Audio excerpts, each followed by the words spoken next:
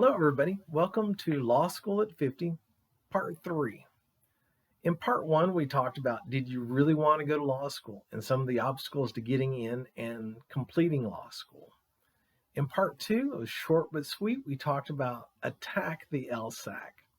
The primary thing I wanted to show you last session was that get into the LSAC system early and get your LSAT scheduled as soon as possible. The best time to take the LSAT was 20 years ago. The second best time to take it is today. So get that scheduled as soon as possible. But the LSAC doesn't just handle the LSAT. It also handles your transcripts, your personal statement, your letters of recommendation, and your resume. So first thing I guess we should talk about is your transcripts. Now, I was 50 years old when I was applying for law school. I had been to a lot of schools since high school. The admissions wants every transcript from every place you went to school. So when you took that body shop class, when you took that scuba diving class at the community college, if it was for credit, you need to send in the transcript. And the LSAC is going to have specific instructions on how to send in those transcripts.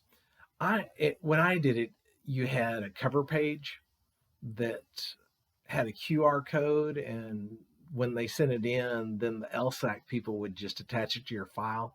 And then when you were ready to apply, the LSAC would send that transcript to the law school I was applying to. The other thing is very similar to that is the letters of recommendation. Look on your school's website and find out what they require as far as letters of recommendation. I believe I had 2 personal and 2 professional references. My professional references were old supervisors that I had, and fortunately my personal references were both attorneys. They were real estate clients that were friends of mine, and they wrote those letters. I really like getting their letters of recommendation, and I asked the people that wrote them to tell me what they said. Some of them actually sent me a copy of it. I don't need that. But what I did like is that you're looking at yourself through your own eyes. Through those letters of recommendation, you find out things that other people see about you. And I was able to use that to help me write my personal statement. For your personal statement, what I would recommend doing is what I did, is that just Google the best personal statements to get into law school. And I believe it was U.S. News and World Reports. They had like 5 or 6 different letters that I could look at. And I looked at those, and then I wrote my own personal statement. So after I wrote my personal statement, I found 2 of my friends that were very good writers, and I sent them both my personal statement for them to review it. And then they sent it back, and then I took both of their recommendations and added it back into my personal statement so that it was uniquely my own, but I had those 2 other influences to look at it. Some law schools actually even will do a personal statement review. If you get into a situation like that, I do suggest you take advantage of it. And don't worry about if it's a school that you can't get into. That's fine. You're just looking for feedback, and all the admissions are going to be very similar. I'm not even sure exactly how much your personal statement counts on your application, but I definitely would take it serious and do a good job on it. There were 2 things that are kind of tricky, is that they don't like you to use quotes. So there's a big joke that everybody took the road less traveled. Yeah, don't put that in your personal statement. But everybody also wants to put in that they wanted to help people.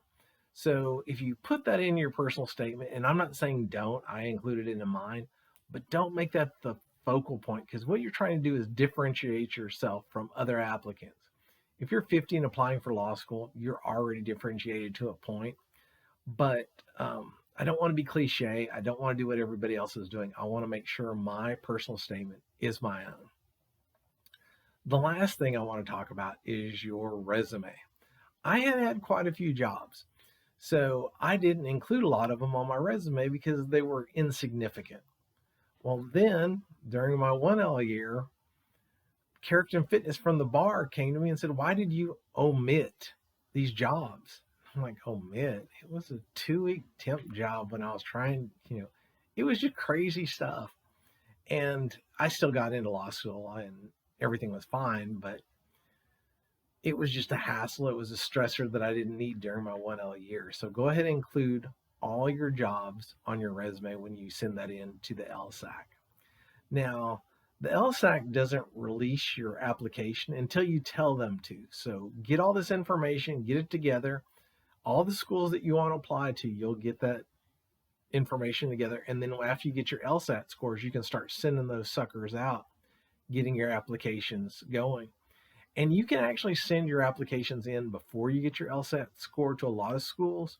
That actually opens up lines of communication. So you're talking to the recruiters. And so you may get some more information from them that'll help you either take the LSAT or will help you as you start school. Well, thank you very much for tuning in. Get on your LSAC, get scheduled for the LSAT, and get this thing started as soon as possible. The best time to done that was 20 years ago. Second best time is today. Love y'all, and we'll talk again soon.